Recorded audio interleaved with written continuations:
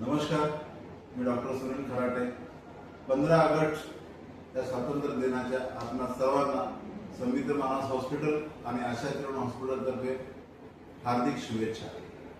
स्वातंत्र्य भेटलं 1947 रोजी, परंतु मला अशी खंत आहे किंवा काही अंशी किंवा आज आपण जे जनजेई म्हणतो, जन अल्फा म्हणतो, त्यांच्यात जे गुण आहेत, बाकीचं स्वातंत्र्य भेटलं, सगळ्या गोष्टी झाल्या, पण व्यसनापासून स्वातंत्र्य मिळावं अशी माझी हार्दिक इच्छा आहे।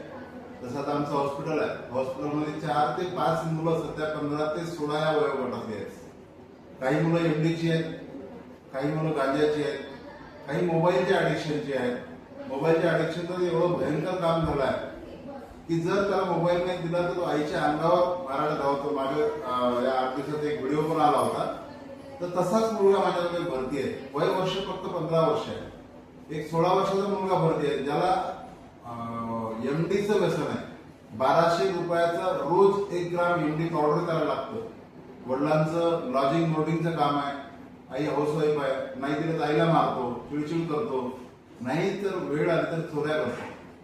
म्हणून मला असं वाटतंय की या व्यसनापासून मुक्तता आपल्याला भेटायला पाहिजे, व्यसनातून स्वातंत्र्य आपला देश झाला पाहिजे खऱ्या अर्थाने। आणि असं जर तुमच्या घरात कोणी असलं, तुमच्या परिवारात कोणी असलं की जो घरी लेट येतोय, रात्री 11-11, 12-12 वाजतात, तो कोणासोबत राहतो, तो कोणासोबत जातो, तो पैशाची वारंवार मागणी करतो का, या गोष्टी जर होत असतील तर पालकांनी सतर्क राहण्याची गरज आहे।